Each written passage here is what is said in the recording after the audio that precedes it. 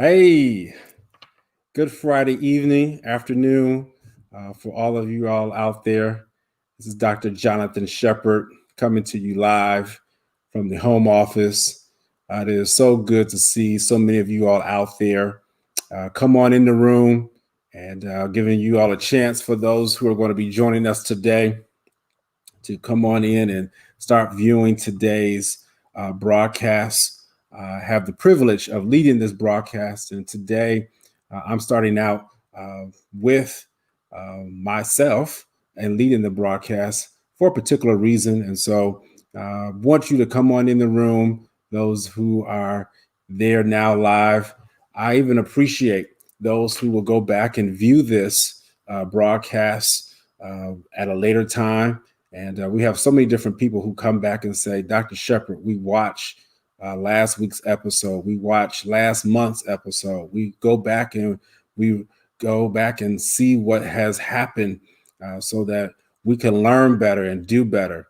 And I am so appreciative to all of you all out there who are part of this growing momentum that we have. This is an awesome privilege. It really is. And so I want to let you all know that I am the chief medical director for Hope Health Systems, which sponsors this particular broadcast and podcast. We are a direct care services mental health agency in the city of Baltimore. We will do you some good, as I always say. Third largest provider of children's mental health services in the state of Maryland. So we really take our job serious. And this podcast has been coming on every Friday since the last Friday in March. And want you to know that I'm thankful for the information. And just wanted to come on again personally and just say thank you.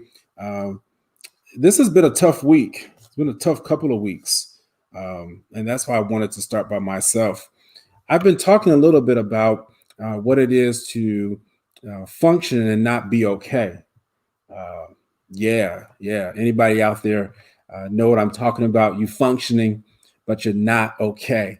Your PCWC has been attacked. And those who have heard me talk, that is my mantra. PCWC defines what mental health is. P stands for potential. C stands for ability to cope. W stands for work. And the other C stands for contribution.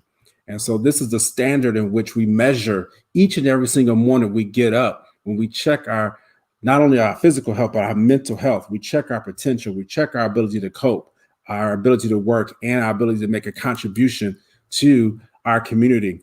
And so let me tell you, the events of the last 2 weeks have weighed on my PCWC. I've had two unexpected deaths to occur that have impacted me greatly. Both have impacted me due to my profession. The first was the last week, and I mentioned this in the earlier broadcast last week, of Dr. Patricia Newton, who was a pioneer Black psychiatrist, Black female psychiatrist, who opened up doors for myself and helped me to even get to where I am today, especially when it comes to the area of presenting in front of clergy all over this country, really all over the world, truthfully, and being able to open doors for me in the continent of Africa.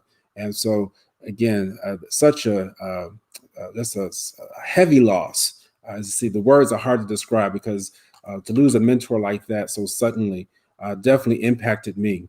But then this past week, I lost a brother, a peer, a friend, and those of you all who are here in Baltimore, we lost a great gentleman yesterday, Shannon Cotman, who was a member of my church, but was also a peer who we worked together on projects in relation to his school, and was just working with him on a project 5 weeks ago, and talking about how to be a well-balanced educator, as he loved education. He loved students. He loved working with people who had been giving kind of like people have written you off, let's say it like that. He loved working with young people, adolescents. They loved him at the school, at New Era Academy. And so such a great loss to suffer at this point in time. And so, with all that has happened in the year of 2020, just wanted to come on before we get to the program. And I'm so glad to have our guest. So appropriate that he is here today because he's going to talk to us about the mental health of the Black male or the Black man and about healing from anger. I tell you, there are so many people who are walking around who are functioning but not okay. And so that's why I wanted to come on and talk a little bit and want to be transparent with you. It comes to a point in time that even as a physician, one who works in mental health, one who understands what can go wrong in a person's psyche, and yet you yourself have to deal with what is happening. And so I thought that that would be a perfect lead in or a segue today on that's just saying, hey, at this point in time, functioning, but not okay. And and it's okay to say that. It doesn't mean that you're about to go commit suicide or complete a suicide attempt or things like that. And even if you are, we want to make sure you get the help that you need. But hearing someone say, I'm at a point in time where you might be functioning, but it's not okay, but not okay. Yeah. So I hear you out there. This has been such a heavy season, and so today we want to talk to a gentleman who, man, if you're in Baltimore, you want to get to know this person. If you are in the United States of America, you want to get to know this person. His name, Mr. Daryl Green. I'm going to allow him to introduce himself. He has a wonderful bio. I may, as we talk, hit some highlights of that.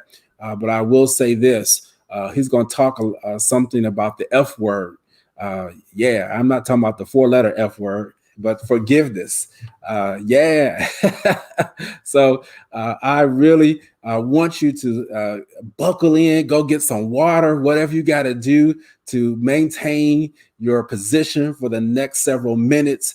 I guarantee you, you will be helped during this time. Let me say something to you. And as I bring him on, these shows that we are having here really help, and you should watch. You should share this. If you notice someone who's dealing with anger, increased irritability, they can't get over a loss, they can't get over the grief and death of a loved one. They've been struggling for years, for 20 years, for 30 years, something like that. You need to go get them today, because I believe that what is going to be shared is going to be insightful enough that it will help them move past where they are. I tell people, I really am ending here, that when I come out of this pandemic, when you come out also, I don't want to be the same person I was when I went into it. So with that said, I gave enough of an epilogue on today. I don't normally do this, so I'm going to bring on Mr. Daryl Green. How you doing, sir? Dr. Shepherd, thank you, man. I'm blessed. I'm honored to be on your show tonight. I want to say thank you, and to the listening audience. I should hope that I say something to help move you from being in bondage to being free. So thank you for having me on your show today, Dr. Shepherd. Absolutely. So what I'm going to do is, Mr. Daryl Green, I want you just to just tell us a little bit. I know you're an American author, coach, and speaker, but just tell the folks a little bit about yourself, what you do here. I know you work over at Morgan State, and so for those who are proud HBCU graduates, yes, sir. Let me just stop. So go ahead. Tell us a little bit about yourself, then we're going to jump right on. You see, I'm anxious. So let me just say I'm a proud graduate of the Morgan State University School of Social Work. I'm a proud Baltimorean. I'm a professor in the School of Social Work at the Morgan State University. And I have to say the, because it has to get all the reverence that it deserves. But I'm born right here from Baltimore, native of Baltimore. For those of you from the city, I'm from the belly of the beast, some would call it, which is Park Heights and Wally World, Park Heights and Woodland. I was one of those when you were talking about the young man, and let me just first say, to give you my condolences for your loss these last 2 weeks. your heavy loss and your heart's heavy. But my condolences, for that. And so, but I'm right here from Baltimore, man, and my company is called Deep Forgiveness. I work with a young man who took my brother's life. My younger brother was he was 6'5", 255. He won the shot put and discus his junior year, 3.5 GPA. Every college university wanted him. Great kid, mama's boy, daddy's boy.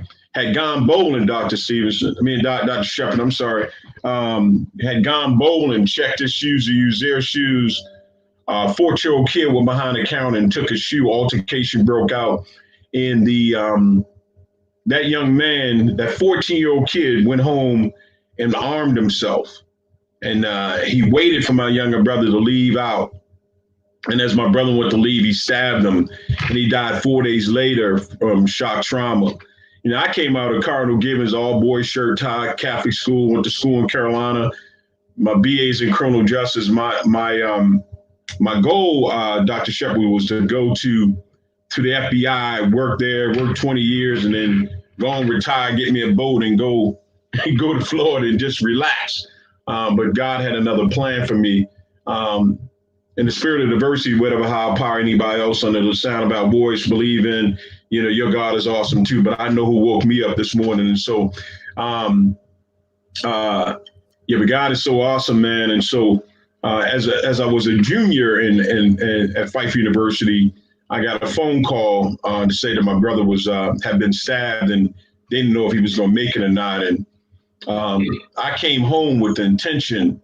I came home with a 9mm, Doc. Let me just say, we talking about anger and holding on to it. I came home.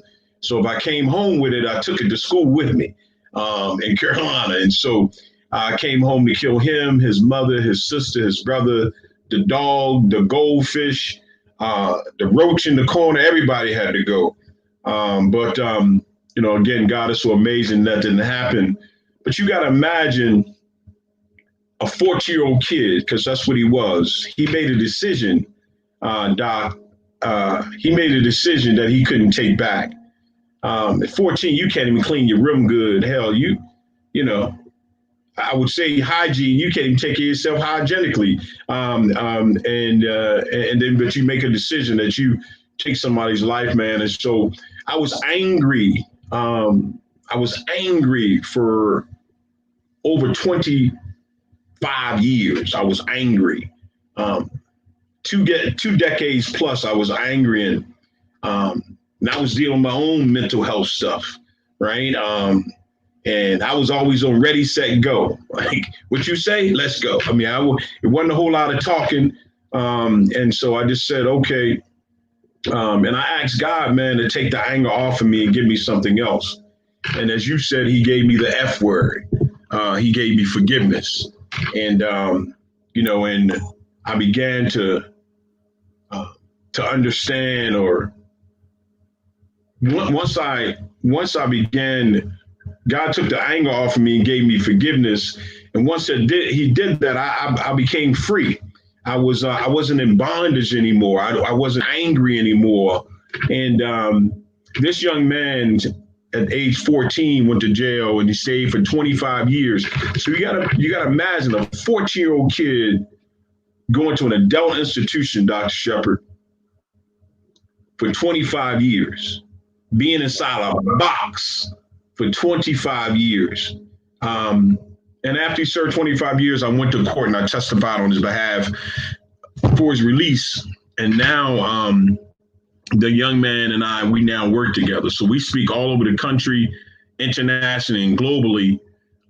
Africa, Ghana, West Africa for 2 weeks, up in the mountains in Accra, just spreading the message of healing, reconciliation, forgiveness. And as I said earlier on the call, was that I want to hopefully move some of your listening audience to move from being in bondage to being free.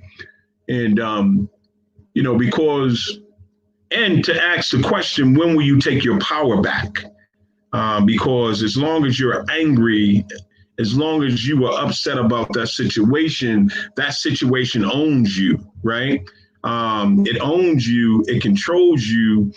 And some folks, I would, Dr. Shepard, I was working with a young man. He said, man, I haven't fooled that guy, this, that, and the other for. I said, well, how long has this been? He said, since high school. I said, since high school? I said, how long you been out of high school? He said, 40 years. I said, so for 40 years, you've been in bondage. And for 40 years, you've been holding on to that. Whoever wronged you, man, have already gone about their business and you still holding on to some nonsense. And it's interesting, Doc, because right now there's folks under the sound of our voices. We got brothers and sisters not speaking to each other, husbands and wives, fathers and sons, mothers and daughters. And I'm saying, man, if I can forgive the kid who killed and even work with him, surely, you know, you can forgive your neighbor who parked halfway in your driveway or your sister who regifted something to you.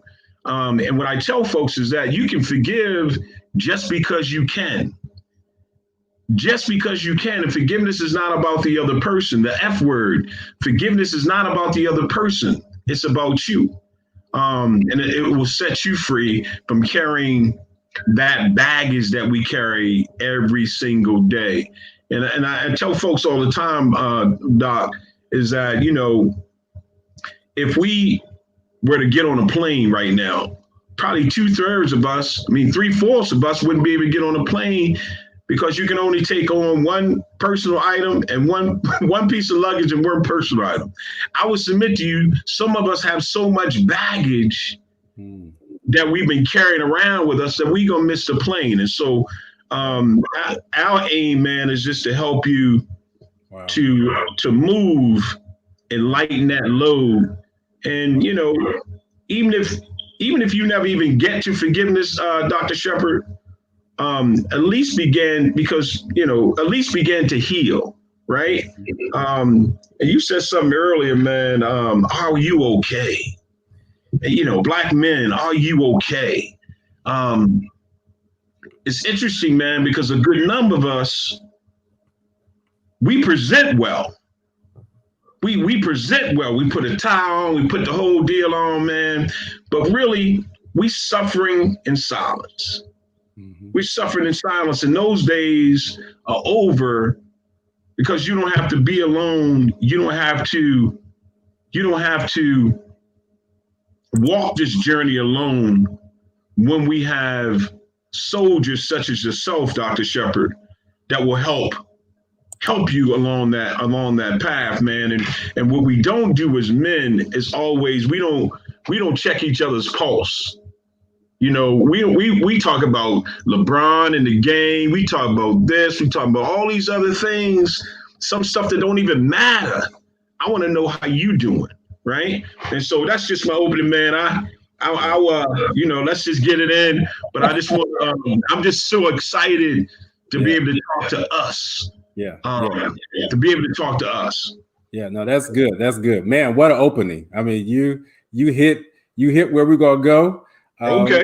And you already kind of I like that because many times on programs they'll take you and lead you, but they don't tell you where you're going to go, and they don't tell you how to be able to have the end result. So we've already taken care of that. I am a big proponent of that. I don't like sitting there talking about the problems. I want to see how we can get to the solution, how to be able to fix the problem. So that's where I'm going to start out right now, because you're absolutely right. We have a lot of angry people, and they have been angry. And I love the analogy. I'm going to utilize that in my future speakings, and I can even see myself tying it in regarding that baggage, because there is a plane that is taking us somewhere. We are on a journey, and some of us are walking, some of us are in a car, and some of us are on a plane. And it doesn't matter how you're going to get there. But if you're on a plane, you have to make sure that you have the right amount of baggage, because you can't carry everything on. Can't carry everything. No, Man, sir. I heard No, that you can't carry it. right, Yeah. because it'll weigh down the plane, and if you try to fly, it'll be lopsided, Mm-hmm. and then you end up crashing and burning. And that's what I'm Mm-hmm. afraid of, is that some folks are out there, they're on this plane to healness, and that's what we want to talk about. We want to talk about how we're traveling to healness, how we're traveling, how to be able to forgive. So I Mm-hmm. want you to, if you can, give some practical steps to the Black man, how to forgive. Uh, Mm-hmm. we know that they're angry. We know that they're hurting. But I want to talk about what are some of the tools that people can use to forgive. And I'm sure that, as you have talked and as you have even worked now with the young man, I guess he's not as young now because Yeah. it happened a week ago, but as you work with him, I'm sure there's some tools that you have utilized. So I want to hear, and our audience wants to hear about these tools. Mm-hmm. Well, let me just say, man, that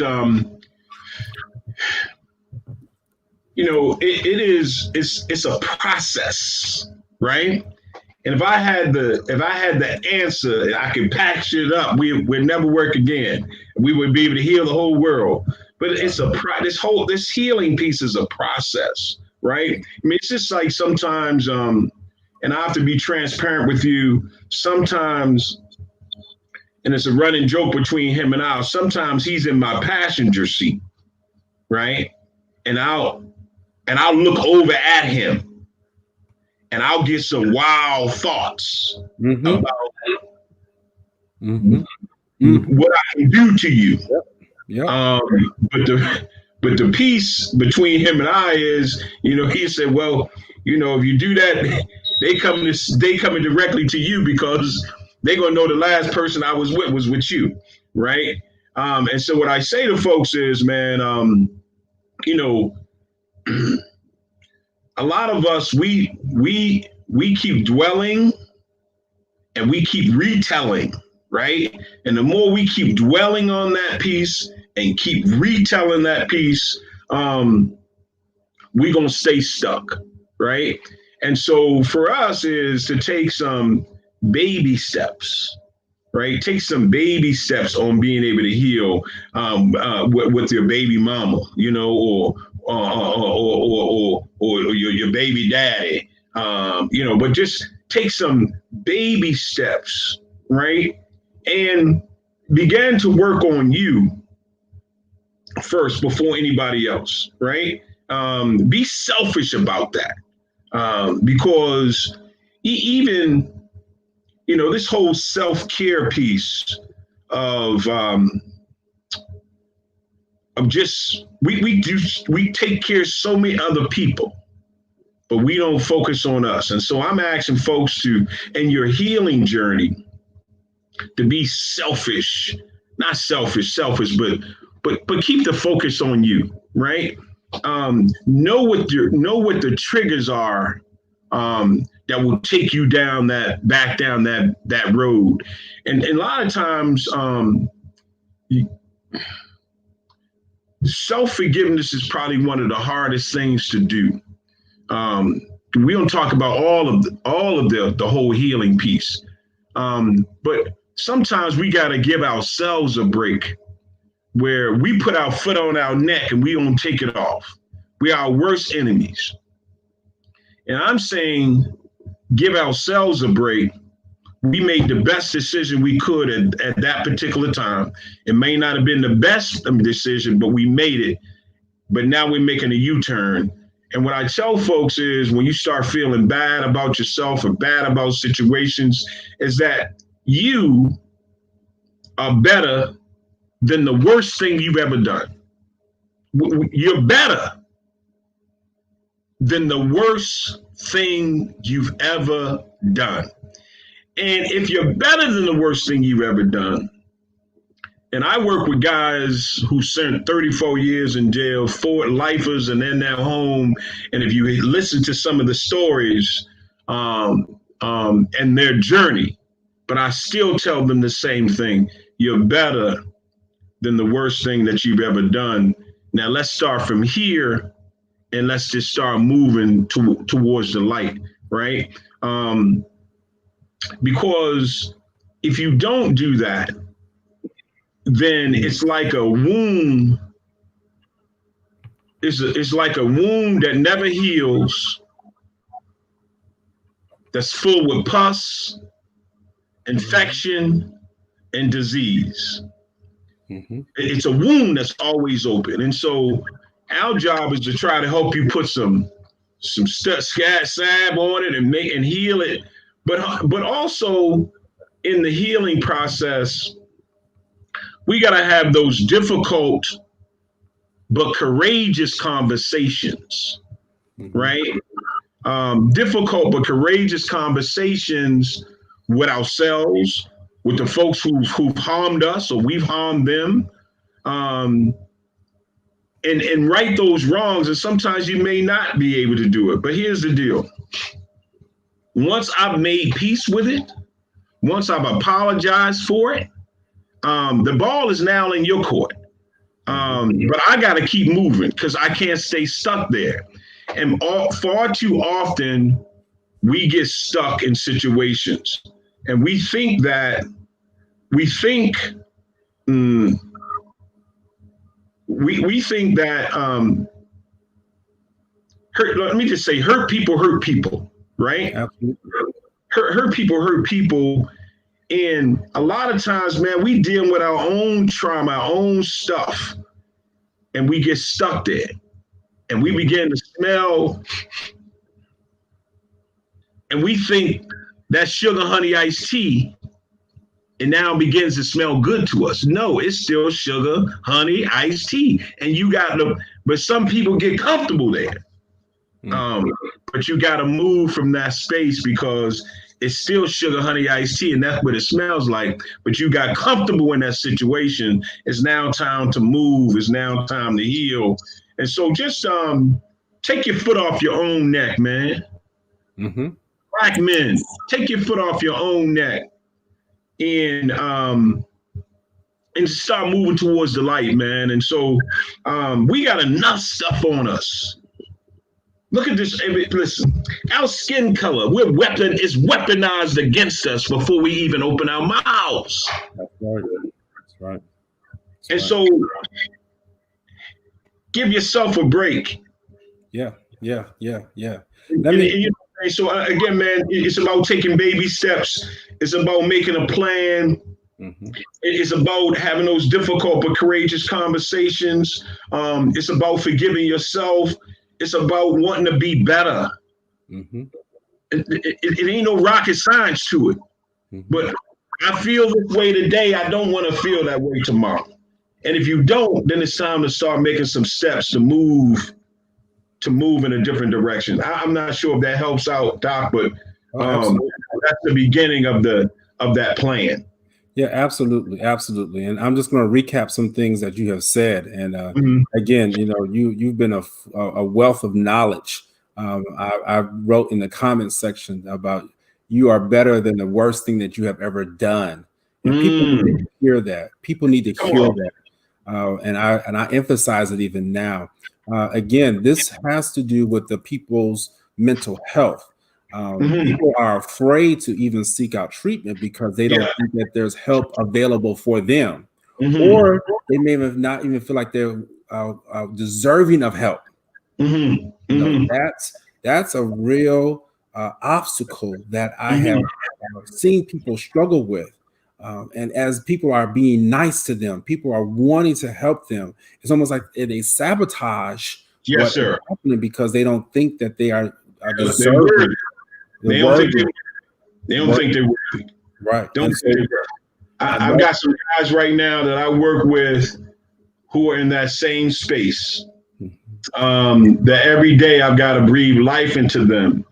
All the things that I've done. I supposed to be here. I supposed to suffer. Excuse me. I supposed to suffer because I made other folk. This is just God paying me back. And I said, God don't work that way, sir. Right. He doesn't work that way. And so you just hit the nail on the head when folks will sabotage situations, or they'll sabotage their own because they don't think they deserve to be happy. They don't deserve to smile. They don't deserve to have fun. And it's interesting because for a long time, Doc, and I'm not telling you anything you don't know, a long time going to see somebody, to sit and talk to somebody, then in the black community, you was crazy, you was this, you was that. If you went to go and seek for help, or it was a sign of weakness. And now look, my therapist got a therapist. That's right. That's right. You know? That's right. And what happens is, our therapist, man, for the most part, is the barber shop on Saturday morning. Mm-hmm. That's a black man's country club. Mm-hmm. We go there, and if you don't have a good therapist, I mean, if the barber is not, if he's not telling you the right thing, like, look, don't do that, man. Do this, or don't go over there and burn the whole house down. Just blow the car, or just catch it. You giving them the wrong advice, man. And so we've got to, as I said earlier, man, we got to love up on each other a little bit more. We got to check each other's pulse, because we said it earlier, cats aren't okay. Yeah. They're not okay, man. And we present well. Yeah. We present well, man, because to do anything other than that is a sign of weakness in some cases. Yeah. Yeah, it's a sign of weakness. So let me do this now. I want to ask you to speak a little bit about some of the recent talks you've had with the police. I'm going to shift to that. So with all that has happened in 2020, we know the social injustices, the unrest. And again, it didn't just happen this year, 2020.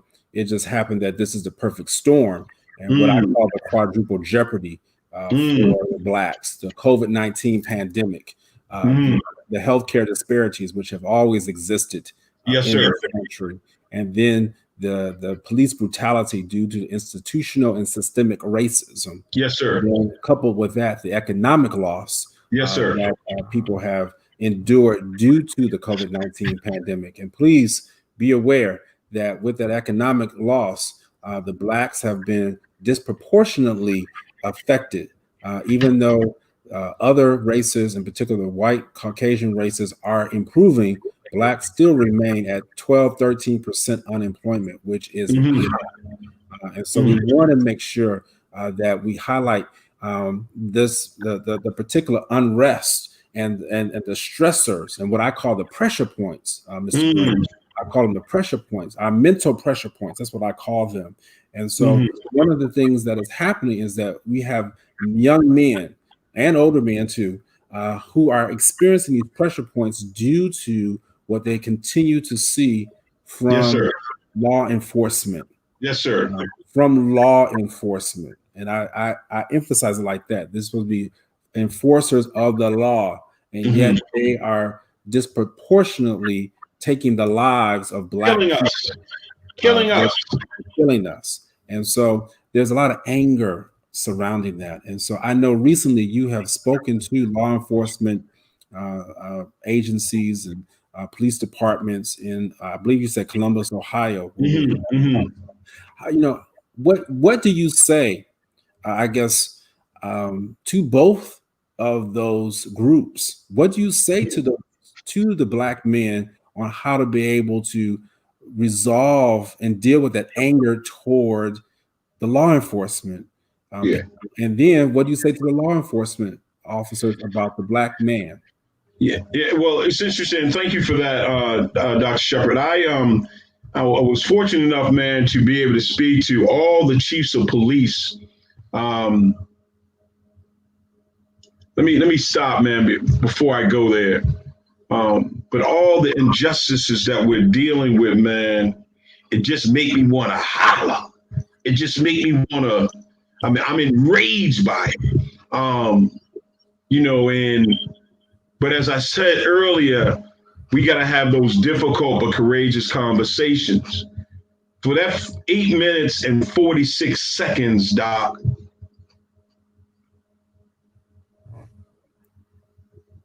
I felt every second of it. Mm-hmm. I felt every second of it. Because that was another black man dying in the street at the hands of a murderous police officer. Mm-hmm. Breonna Taylor and others, you home in your bed. Mm-hmm. So I internalized that. Mm-hmm. And you wonder why we enrage. You wonder why we want to go do some things. But I had an opportunity to speak to all the chiefs of police in Columbus, Ohio. And my topic was, what do you see when you see me? It was dealing with the relationship between the black and brown community and the police, and how do we heal? It was dealing with having those difficult but courageous conversations. And as I was saying, and why is my skin color weaponized? Why is our skin color weaponized against us before we open our mouths?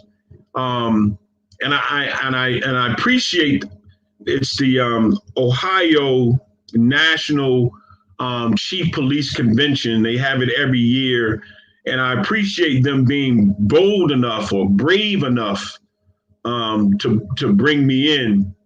And when I tell you, Doc, I think I was sharing it with you. I leaned all the way in because, and I told them that I would only come initially. It was supposed to be in April on one contingency, and that was that once I got done telling them what I needed to tell them at the Columbus, Ohio Convention Center, that I would have safe passage from the convention center back to the airplane and safely on the plane and back home, because I knew that there were going to be some folks that wasn't happy about it.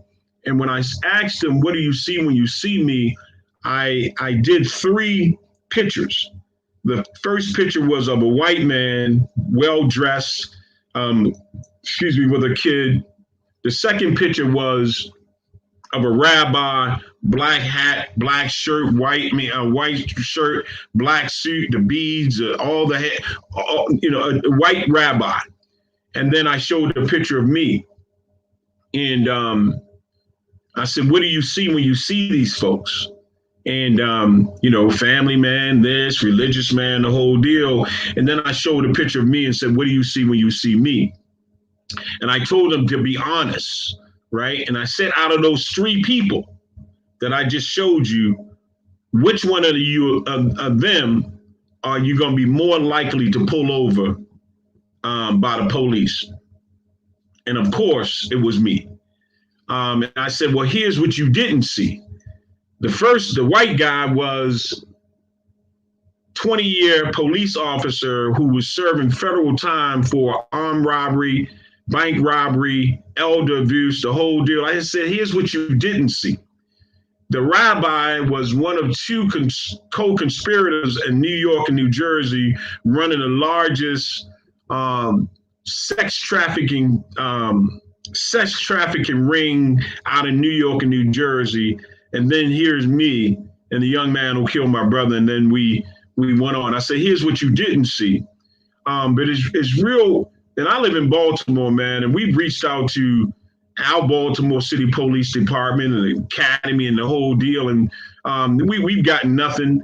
But, in time, I guess it'll happen. But they were brave enough to have those difficult but courageous conversations about, stop killing us, because they're killing us in Ohio. Stop killing us. And for us to just be able to have that conversation, that you can hear from me, that I'm a husband, I'm a father.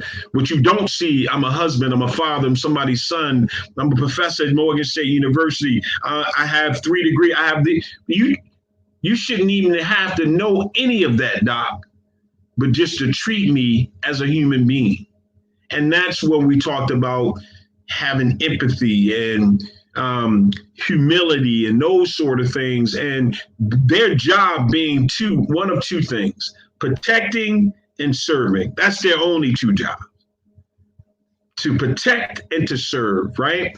And so it was a good beginning of the conversation. But as I said earlier, before I started talking about that, you wonder why. And I got emotional because, bro, she's 13 now, Doc. But when we were 9, she was 9, we were coming home from church. I had a 3-piece suit on. I got a Benz. It's old as heck, but it's mine. 2006 S500. Tags are good. Everything's good. The police get behind me and make a righty, make a right, make a left, the whole deal. And it's raining. And I said, I'm not getting on the ground. I'm not getting on the ground in my 3-piece suit in the rain so you can humiliate me in front of my children.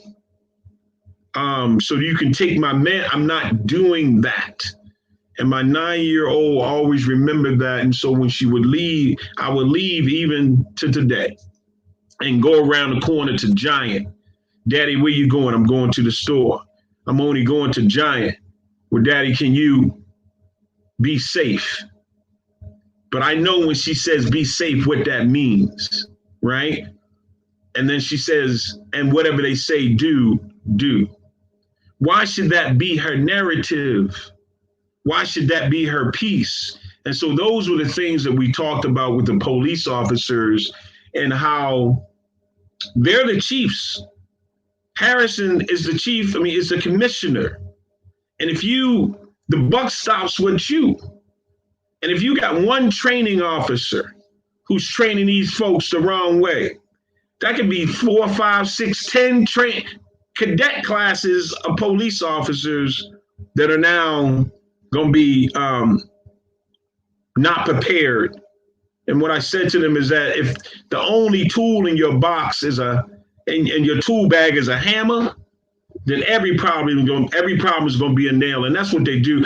Oh, we nailed them. We got them. No, man. Sometimes, man, we just got to be a little bit more gentler, right? And just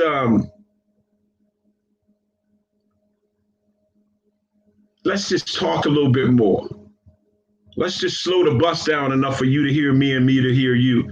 And let's just move. But that's long, Doc, but I got a chance to kind of lean in and get them. And we got a lot of great reviews. I think out of all of it, we've got maybe 2 negative comments. And I think it was the same police officer, same chief who made those same comments. But for the most part, now we're going to be invited back to do some more intense training, the full training with some police, some of the police chiefs in Ohio. I wish Baltimore would get it and other, folks would get it. But, hey. Yeah. Let me just say a little bit about Baltimore. I do know some folks that do provide some training for Baltimore through BCRI. They get some mental health training, but again, it's not on the level that is needed. We've gotten to the point to where amongst the Black psychiatrists, we have a Black psychiatrist caucus that is a part of the American Psychiatric Association.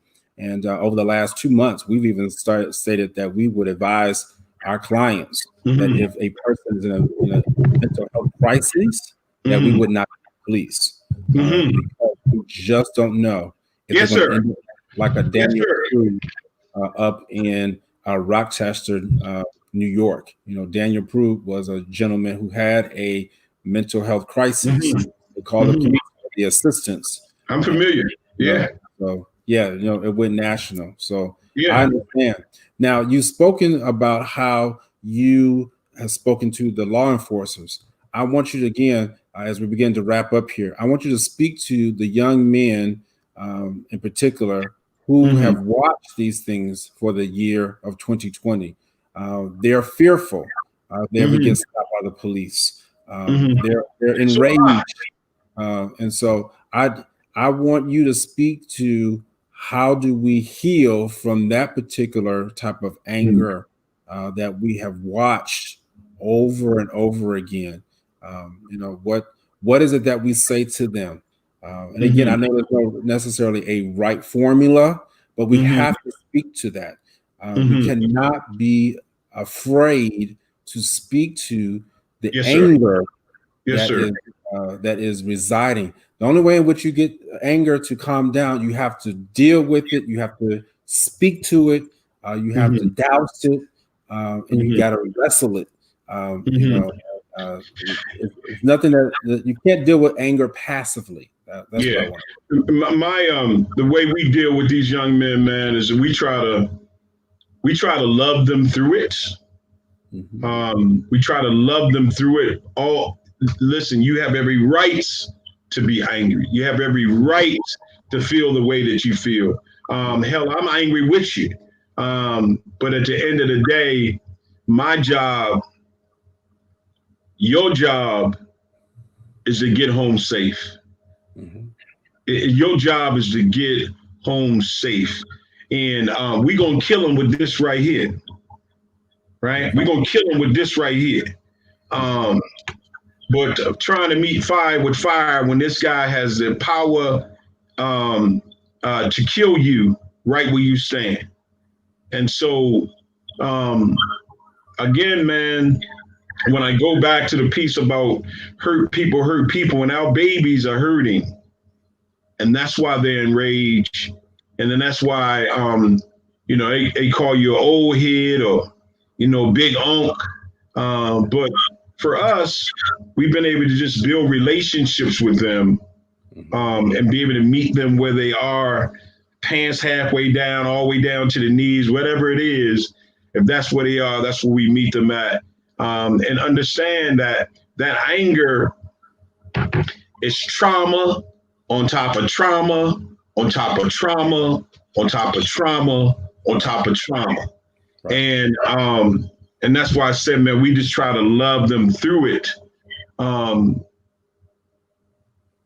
And understanding their pain and understanding from where they're coming from and let them get it out, let them say what it is. And then once they're able to do that, then we're able to kind of move in gently and do it. And so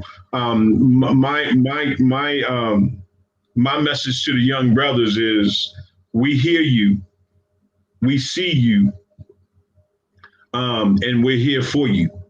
And so there was a young guy who came to school, and this is that anger, who came to school, Frederick Douglass High School, and this is right after the Christmas break a few years back, and he came to school waiting for somebody to say anything to him out the way.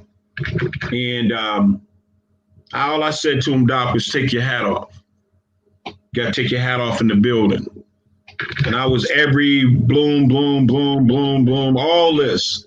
But I knew it was displaced anger. I knew it didn't have anything to do with me. That baby was hurting. But what we did not know was that this young man's friend was murdered within a few feet away from him. And he watched the blood soak up into the snow. And he had nobody to help him through that. He didn't go to therapy. He didn't do any of that. Self-medicate. And when he came to school, he was just waiting. And then I was the first one. And when we began to talk, and they had security there, the whole deal, ready to lock him up, I said, man, let me just talk to him for a second. Let me just talk to you for a second, young man. And we went in the room, and I said, what's really going on? I said, I can see that you're hurting. I can see that you're in pain. Then I shared the story about my brother.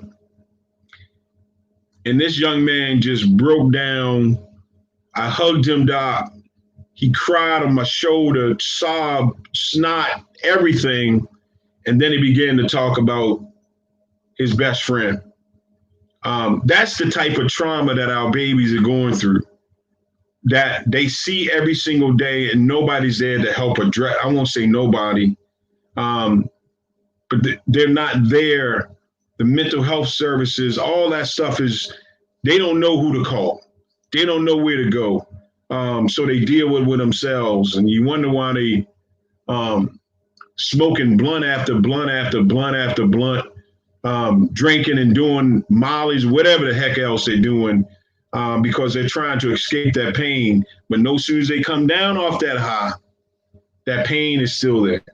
And so it was just, and so saying it from a macro perspective, right?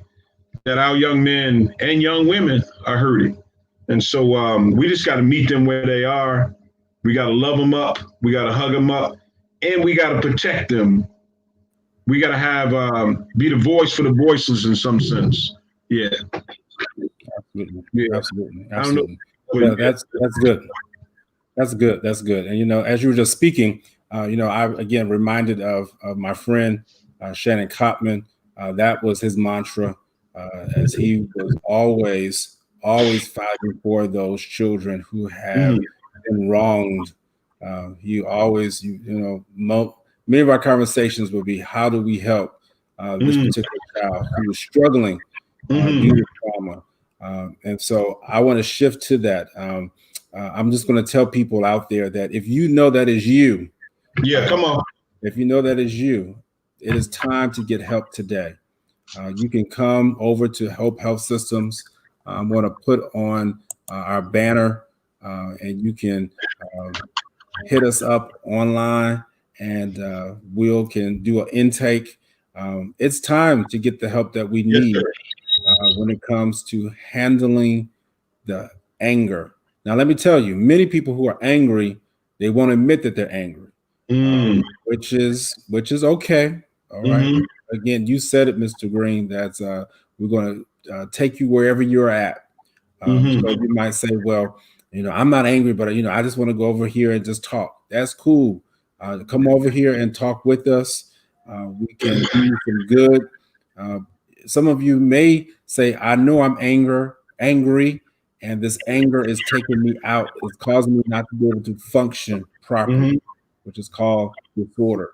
So I want to share this part of today's broadcast. So direct care services are available for you.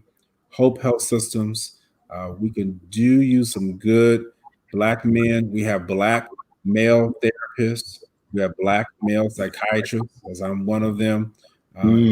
It makes a big difference when you see somebody who looks like you, yes, sir. And who can hopefully understand just a little bit of what you're going through. They may not understand it all, and they don't need to understand it all, but they need to have enough sensitivity and empathy, as you've also talked about, Mr. Green, about your situation, so that they can provide the assistance that you need. We're going to begin to wrap up here. What I want you to do, I know you're a professor over at Morgan State University. Yes, sir. So just tell us some of the things that you have got coming up. If there's any books that you want people to know, if there's any talks, if there's any students out there from Morgan State University in the School of Social Work, y'all need to go over there and take Mr. Daryl Green's class. So if there's anything that he may want us to know, I want him to share that with us, because this right here is a powerful, as we say, testimony, is a powerful story, because you don't find it rare. Do you ever find where the person who knows who murdered the family member is working together now for reconciliation with other people? That is a rarity. And so that's what I wanted to highlight here today, that the healing that you are needful of can occur. Yes, sir. That's really powerful. Healing can occur. Yes, sir. And I keep feeling like that. Healing can occur. It really can. It's a process. It is a process. Process. And everybody's process is different. That's Yeah. true. But let me tell you, the end result is the same, which is healing. Yes, sir. Healing. It's interesting, Doc, because when I got the call, Sister Brown, I have a tremendous amount of respect for, Richard Rowe, David Miller, Earl Alameen, all those guys are in my corner, man, and they're my mentors, and I'm just trying to, in this whole piece, man, I'm just really trying to let my little light shine, and whatever you have, you got to give it away. You can't keep it. I wish it would have been where we had enough time, because I would have loved to bring my partner on, which is a young man who actually killed my brother. And a lot of times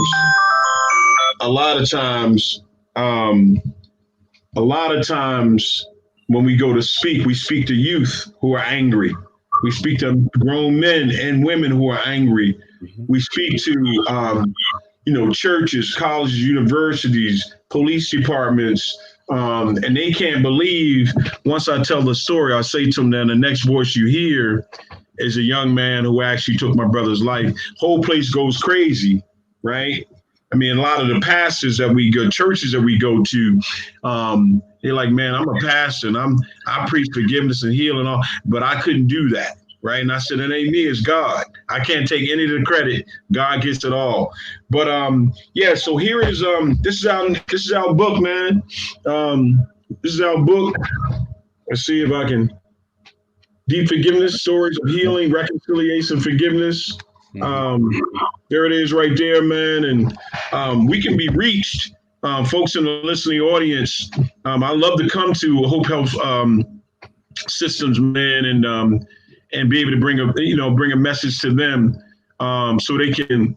So I'd rather see a sermon, Doc, than hear one any day, right? I'd rather see it, right? And so we able to show them this is what it could look like. Not that you're gonna heal somebody, forgive the kid who took your brother's life or whatever. I mean, that's just my own story. However, if we'd love to come to your organization, churches, colleges, universities. We can be reached. If that's okay, Doc, can I give them the contact information?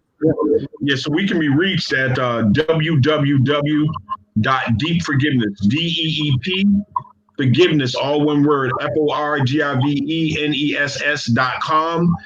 We can be reached in our office by email and info@deepforgiveness.com. We can be reached in our office at area code 443-739-3260. That's area code 443-739-3260. Listen, you're one decision away. You're one decision away from changing a life for the rest of your life. And so we're here to help. We're in Baltimore, but we'll come to Timbuktu. It doesn't matter. We'll come just to spread the message of healing, reconciliation, forgiveness. If you don't remember anything else, forgiveness is not for the other person. Forgiveness is for you. Yeah. And as I said, you're one decision away. Just like Doc, they're one decision away from coming to Hope Health Systems. Just one decision can change their life for the rest of their lives. Right. And so I thank you for allowing me to come on the show. And go to the website. If you go to the website, www.deepforgiveness.com, you can get books there. We have posters there. We have T-shirts. We have T-shirts that are all over the world. We have a whole school that we have adopted in Ghana, West Africa. They all have Deep Forgiveness shirts on. They're purple and gold.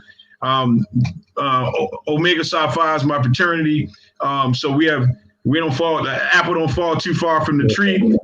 So all the colors of everything is purple and gold. But we got Kappas who ran around with purple and gold shirts on, Sigmas and Alphas, because it's not about that. It's a part of a bigger piece. So listen, thank you for allowing me to come on. Reach out to me. I need our phones with the pandemic, brother. Things have been slow, but But we got to keep the lights on, man. But God's got us, man. We're a 501c3 nonprofit organization here in Baltimore. Grant writers or some grant money or anything like that, man. Write us in, Doc. write us in. I got you. I got you. No, that's excellent. Excellent. So thank you for doing that. And of course, that's part of what we do at Hope Health Systems. Hope Health Systems is all about building up networking. We are not about tearing down. We're not about competition. That's one of the reasons why I have been there for 9 years. Amen. So that is what we're going to do: build each other up, and that even helps in relieving anger. Yes, sir. Build each other up. And so thank you again for deep forgiveness. You got an information. We're going to bring this particular session to a close. It's been an awesome time today. Yes, and Mr. Green, believe me, you will be back on one of my podcasts, and I would love to have the person that you're referencing to come on, your partner, to come on at the same time. I think that in itself would be a testament to see two people working together who initially, you were going after what you say, the roach in the corner. I mean, just by God. Everybody had to go. Yeah. So everybody had to say, I got you. So I hear you. So thank you for this. Again, Hope Health Systems, we're open, never shut down during the pandemic. If anything, we have gotten busier. Yes, sir. Because people are really recognizing the need for mental health services. And so, again, we'll do you some good. And I think that is all I need to say today. Amen. To wash your hands, wear your mask, and watch your distance. The 3 W's: yes. Wear your mask, wash your hands, and watch your distance. I don't care what they say. You get to do those 3 things. All right. Thank you all. Have a wonderful weekend. Get some rest. All right. Take care. All right, Mr. Green, just hold on one second. We're going to go ahead and end this show.